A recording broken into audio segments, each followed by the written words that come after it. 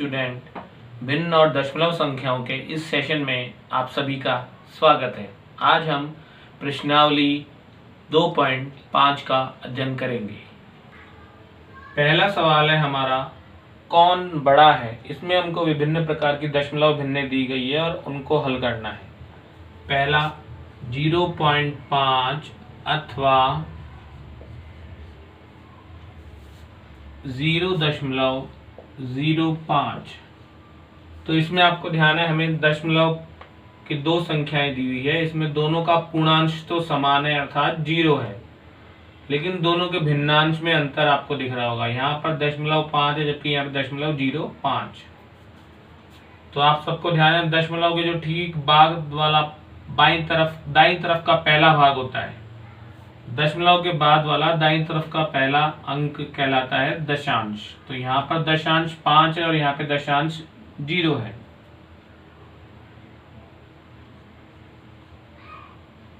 तो हम लिख देंगे 0.5 में दशांश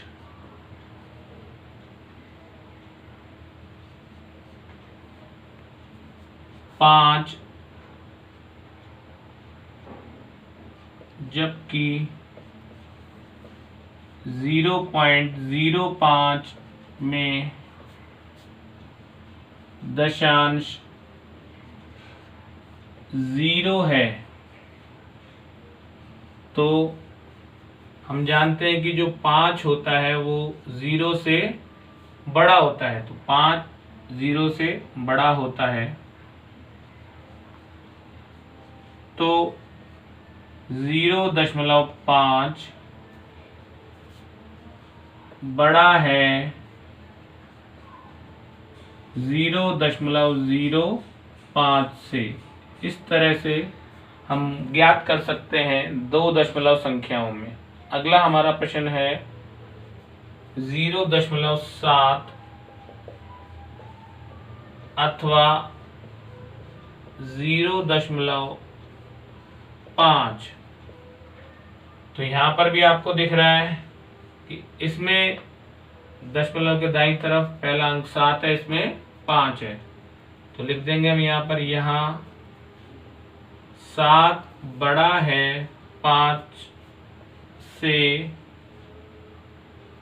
अतः 0.7 बड़ा है 0.5 से। इसी का हमारा तीसरा प्रश्न है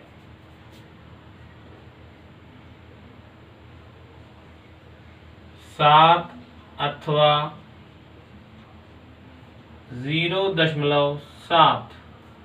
तो यहाँ पर हमको दिख रहा है कि 7 में भिन्नांश है ही नहीं, जबकि यहाँ पर भिन्नांश है 7। तो आप देखिए 7 अथवा 0.7, इसमें पूर्णांश है 7, इसमें पूर्णांश है 0। 7 में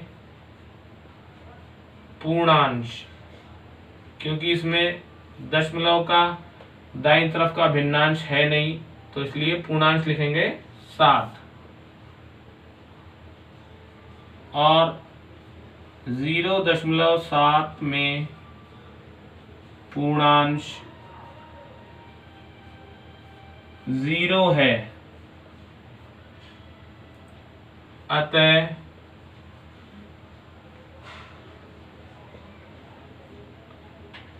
7 बड़ा है 0.7 से। तो यहाँ पर हम लिख सकते हैं कि 7 इज ग्रेटर देन 0, क्योंकि इसमें पूर्णांश 7 है और 0.5 पे पूर्णांश क्या है, 0। तो इस तरह से हमने ये जो 3 प्रश्न हल किए, इन तीनों से हमको ये निष्कर्ष निकला कि अगर पूर्णांश समान है तो हम भिन्नांश की तुलना करते हैं और भिन्नांश में देखते हैं कि सबसे पहले दशमलव के बाद वाला पहला अंक अगर असमान है तो जो बड़ा है वो बड़ा होगा। अगर भिन्नांश में है तो 7 और 5 में, जैसे यहाँ पर 7 बड़ा था तो 0.7 बड़ा हुआ। इस तरह से इसमें पूर्णांश 0 है, इसमें पूर्णांश 7 है, तो जिसका पूर्णांश बड़ा होगा वो भिन्न भी क्या होगी, बड़ी होगी। 2.03 अथवा 2.30, इसमें भी आपको दिख रहा है कि दोनों का पूर्णांश समान है, तो तुलना किसकी करेंगे हम, भिन्नांश में शतांश की। तो इसमें लिख देंगे दोनों में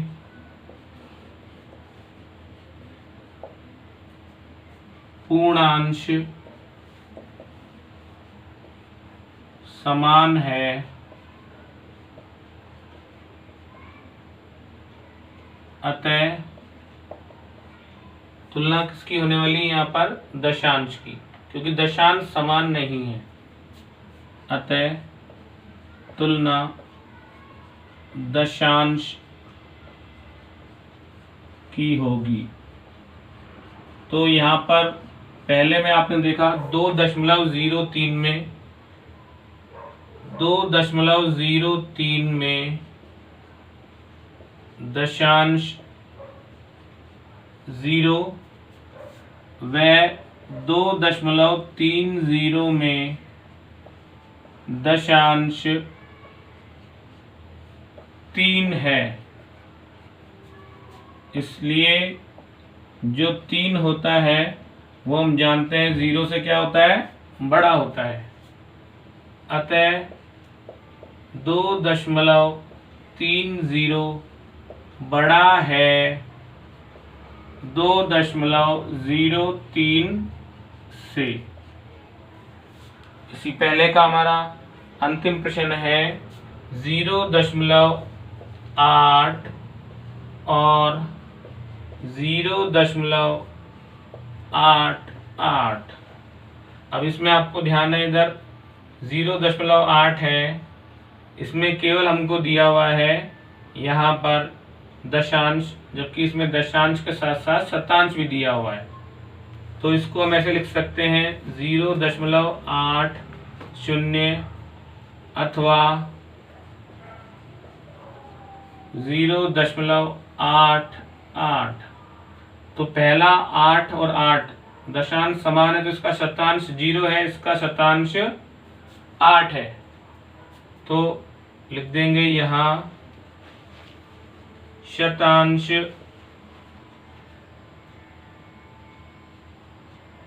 8 बड़ा है 0 से, अतः 0.88 बड़ा है 0.8 से।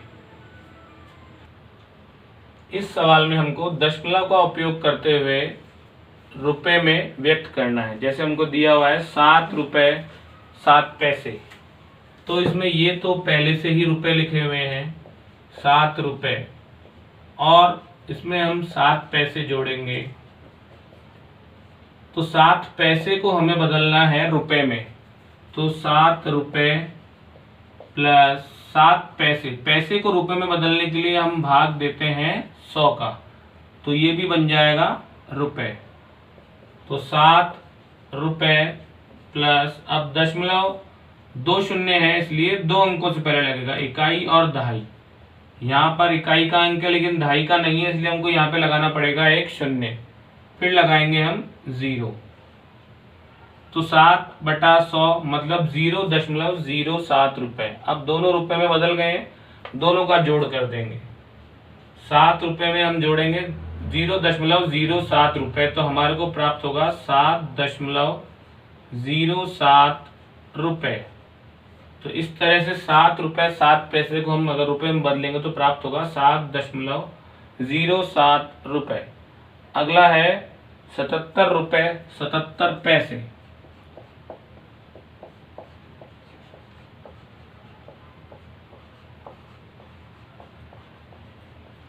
यहाँ पर भी वैसे ही रुपए और पैसे के बीच में हमको प्लस का निशान लगा देना है। 77 रुपये प्लस 77 पैसे। जो रुपए वाली राशि है उसको ऐसे कैसे लिखना है, 77 रुपये प्लस 77 पैसे को बदलेंगे तो हम 77/100 और ये बदल जाएगा रुपए में। इस तरह से आपने देखा कि 77 में 100 का भाग दिया तो 77/100 रुपये प्राप्त हुआ। अब दशमलव में बदलेंगे, 77 ऐसे कैसे रहेगा, प्लस 2 अंकों से पहले लग जाएगा दशमलव, तो इकाई और दहाई 0.77 जोड़ कर देंगे तो प्राप्त हो जाएगा 77.77 रुपये। तो इस तरह से हमको ध्यान रखना है। जब हम जोड़ेंगे तो देखो, आपको एक बार जोड़ समझा दे किस तरह से कर सकते हो आप जोड़। 77.00, क्योंकि इसमें भिन्नांश नहीं है तो 77 के आगे हमको लगाना पड़ेगा 0, और इसमें पूर्णांश नहीं है तो पूर्णांश पूर्णांश के नीचे आएगा और भिन्नांश भिन्नांश के नीचे आएगा।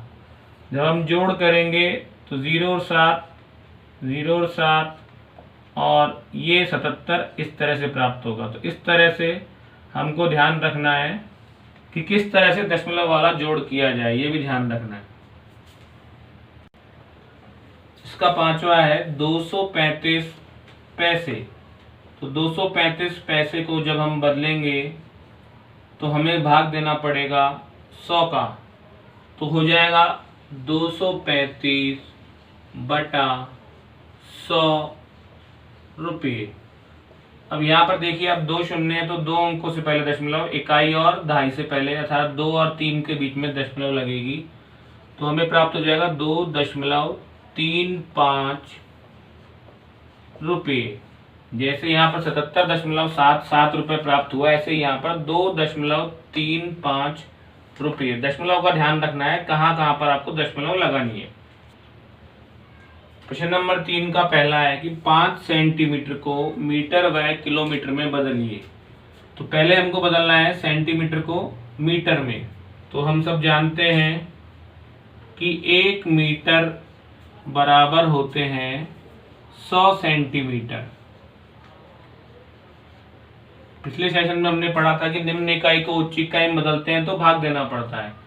तो सेंटीमीटर को मीटर में बदलना है तो हमको करना पड़ेगा, जैसे 5 सेंटीमीटर बराबर, इसको बदलना है मीटर में तो बटे में आएगा 100, 5/100। 2 अंक से पहले लगाना पड़ेगा दशमलव, तो हमें प्राप्त हो जाएगा 0.05 मीटर। तो ये तो बदल गया सेंटीमीटर को मीटर में। अब हमको मीटर को बदलना है किलोमीटर में। तो ये भी जानते हैं कि 1 किलोमीटर बराबर होता है 1000 मीटर। तो यहाँ पर हमने 5 सेंटीमीटर को मीटर में बदला तो लिखा था 0.05 मीटर। अब इसको बदल रहे हैं हम किलोमीटर में, तो लिखेंगे 0.05 बटे में आ जाएगा 1000, क्योंकि छोटी इकाई को बड़ी इकाई में बदलते हैं तो भाग देना पड़ता है, और यहाँ पर आ जाएगा किलोमीटर। तो इस तरह से आपने देखा कि जब हमने बदला तो 2 अंकों से पहले दशमलव लगा हुआ है। अब 3 शून्य नीचे है तो हमको 3 दशमलव और बाईं तरफ खिसकाना पड़ेगा। तो 0.5 तो ऐसे कैसे रहेगा, फिर यहाँ पर 1, 2 और 3 इस तरह से प्राप्त होगा हमें 0.00005 किलोमीटर। किलोमीटर को हम शॉर्ट में लिख सकते हैं किमी। तो 0.05 मीटर बराबर हो गया। तो पूरे सवाल को बहुत ध्यान से देखना है। सेंटीमीटर को पहले बदला मीटर में तो 100 का भाग दिया, फिर मीटर को बदला किलोमीटर में तो हमने भाग दिया 1000 का। इसी का हमारा दूसरा भाग है कि आपको बदलना है 35 मिलीमीटर को। 35 मिलीमीटर को पहले बदलोगे आप सेंटीमीटर में फिर बदलोगे मीटर में और फिर बदलना है किलोमीटर में। तो आपको इस तरह से राशियों का परिवर्तन आना बहुत ज़रूरी है। ये सब आपको मात्रक याद रहने चाहिए कि किसमें कितने सेंटीमीटर, मीटर या मिलीमीटर होता है। तो पहले हमको बदलना है 35 मिलीमीटर को सेंटीमीटर में। तो हम जानते हैं कि 1 सेंटीमीटर बराबर होता है 10 मिलीमीटर। अर्थात जब हम मिलीमीटर को सेंटीमीटर में बदलेंगे तो हमें 10 का भाग देना पड़ेगा। तो आगे आप लिख सकते हैं कि हमको दिया हुआ है 35 मिलीमीटर बराबर 35/10 सेंटीमीटर। अब एक शून्य तो दशमलव बाएं तरफ से लगेगा, 3.5 सेंटीमीटर। अब सेंटीमीटर को बदलेंगे मीटर में, तो 3.5 सेंटीमीटर। इसको बदलना है हमको मीटर में, तो सेंटीमीटर को मीटर में बदलने के लिए किसका भाग देना है? 100 का। तो 3.5/100 मीटर। 0.3 अंक और बाईं तरफ खिसकेगा, जबकि हमारे पास बाईं तरफ एक ही अंक है। तो हमको यहाँ पर एक शून्य और लगानी पड़ेगी। तो देखिए आप, ये एक और ये एक, इसकी शून्य लग गई तो हो गया 0.035 मीटर। अब हमको बदलना है मीटर को किलोमीटर में, तो 0.035 मीटर बराबर 0.035/1000 किलोमीटर। अब 0.3 अंक पहले से ही है और 3 अंक और इसको बाईं तरफ खिसकाना है, तो 3 जीरो हमको और लगानी पड़ेगी, 1 2 3 और 0.35 ऐसे के ऐसे रहेगा।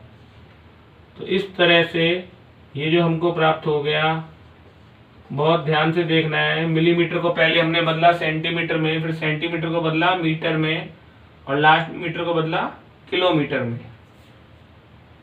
अगला हमारा प्रश्न है, निम्न को किलोग्राम में व्यक्त कीजिए। तो यहाँ पर आपको ध्यान है, ये ग्राम दिया हुआ, बदलना है हमको किलोग्राम में। तो हम जानते हैं कि 1 किलोग्राम बराबर होता है 1000 ग्राम। अर्थात जब भी हमको ग्राम को किलोग्राम में बदलना हो तो किसका भाग देना है? 1000 का। तो यहाँ पे हम लिख देंगे 200/1000 किलोग्राम। किलोग्राम को शॉर्ट में हम लिख सकते हैं किग्रा। तो जब हम इसको हल करेंगे तो आपको ध्यान है, 3 शून्य है तो 3 अंकों से पहले लग जाएगा दशमलव, तो 0.200 किग्रा। इसी का हमारा दूसरा प्रश्न है 3470 ग्राम। तो जब हम 3470 को किलोग्राम में बदलेंगे तो इसमें भी हमको देना पड़ेगा 1000 का भाग। 1000 का भाग देने का मतलब है 3 अंकों से पहले दशमलव, इकाई, दहाई और सैकड़ा, अर्थात 3 और 4 के बीच में लग जाएगा दशमलव, 3.470 किलोग्राम। तो यहाँ पर हमको जब भी ग्राम को किलोग्राम में बदलना हो तो 1000 का भाग देना है। इसी का तीसरा है 4 किलोग्राम 8 ग्राम।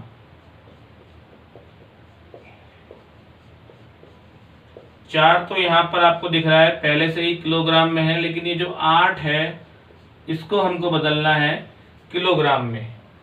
तो 4 किलोग्राम ऐसे कैसे रहेगा, प्लस 8 ग्राम को जब हम बदलेंगे किलोग्राम में, तो अभी हमने पढ़ा किलोग्राम को ग्राम में बदलने के लिए 1000 का भाग देना है, तो 8/1000 किग्रा। तो इस तरह से यहाँ पर तो 4 किग्रा रहेगा, और जब हम इसको हल करेंगे तो 8 में 2 शून्य और लगानी पड़ेगी पहले बाईं तरफ, क्योंकि 3 अंकों से पहले लगेगी दशमलव तो हो जाएगा 0.008 किग्रा। जोड़ करेंगे तो जोड़ करते समय भी ध्यान रखना है 4.000, क्योंकि इसमें भिन्नांश नहीं है तो भिन्नांश के बाद में 3 शून्य लगाने पड़ेंगे।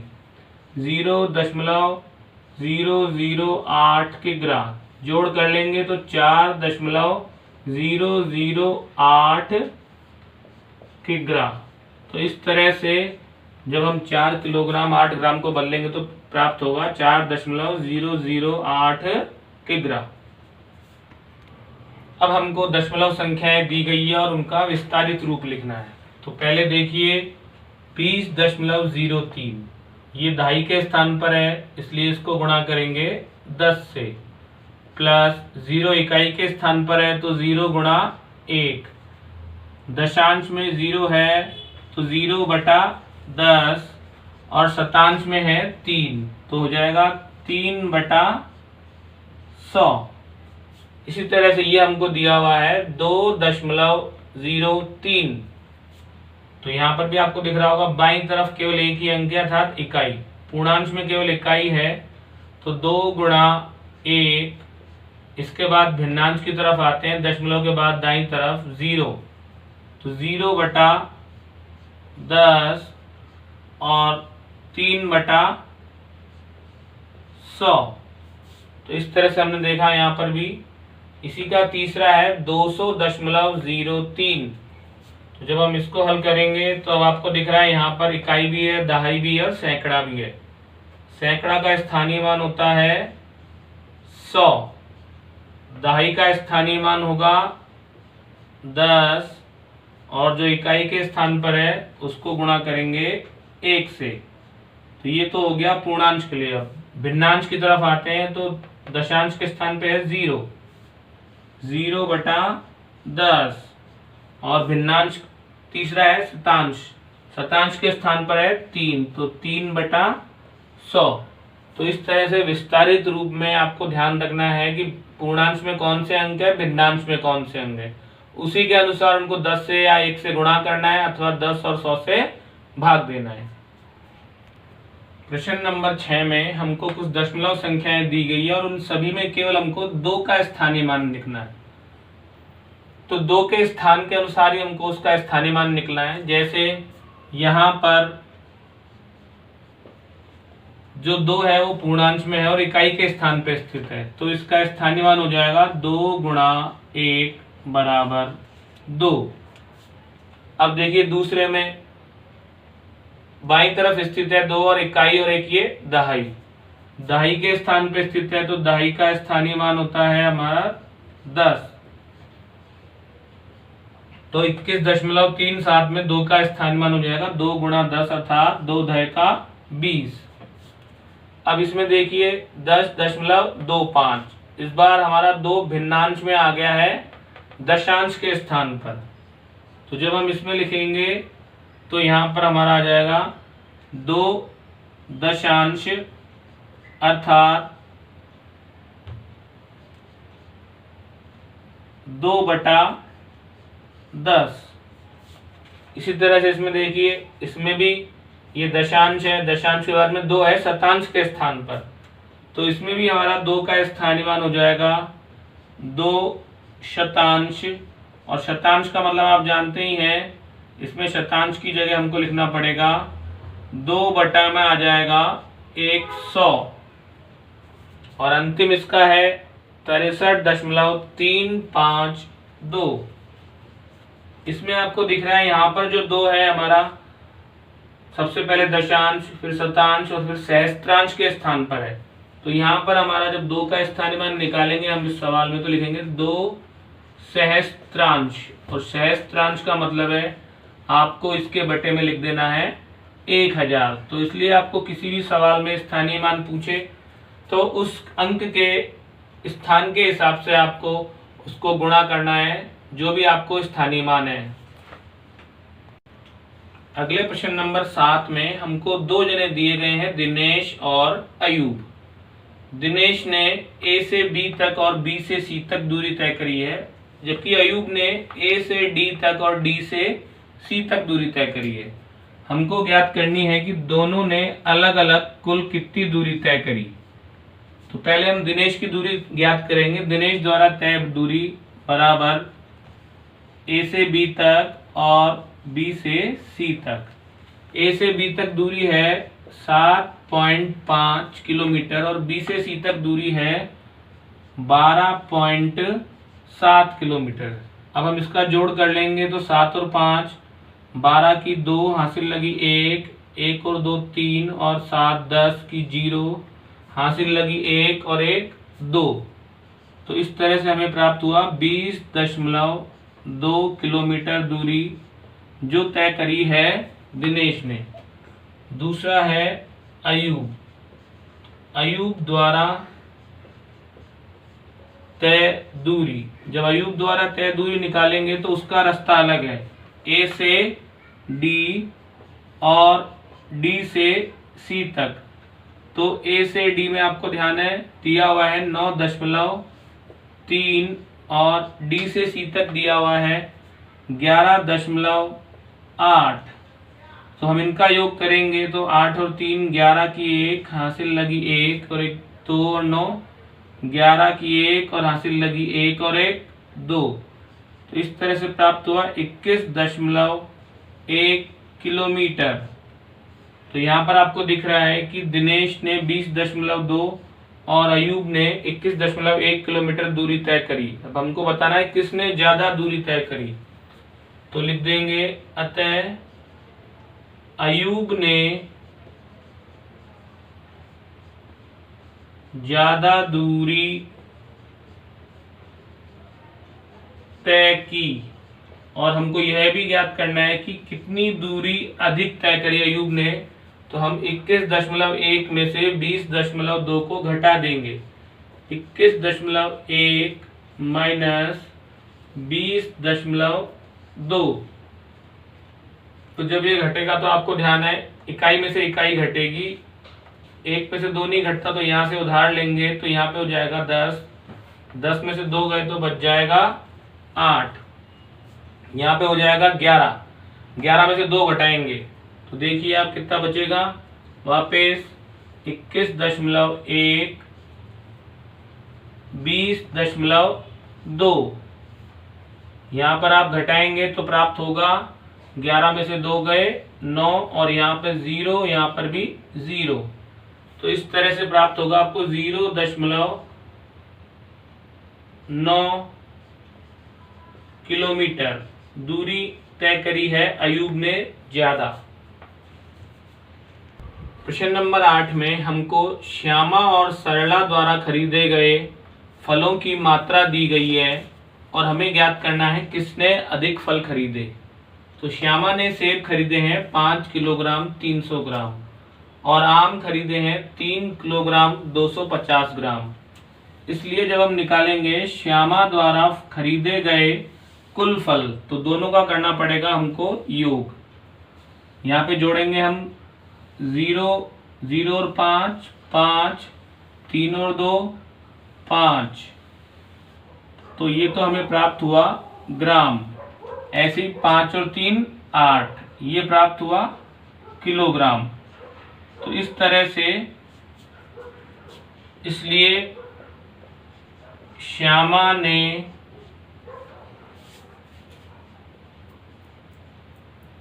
कुल फल खरीदे बराबर 8 किलोग्राम 550 ग्राम। अब सरला ने संतरे खरीदे हैं 4 किलोग्राम 800 ग्राम और केले खरीदे हैं 4 किलोग्राम 150 ग्राम। जब हम इनका जोड़ करेंगे तो 0 5 9 और 4 और 4 8 किलोग्राम। तो सरला ने कुल फल खरीदे बराबर 8 किलोग्राम 950 ग्राम। तो हमको साफ साफ दिख रहा है कि सरला ने यहाँ पर देखिए फल अधिक खरीदे हैं, तो उत्तर हो गया अतः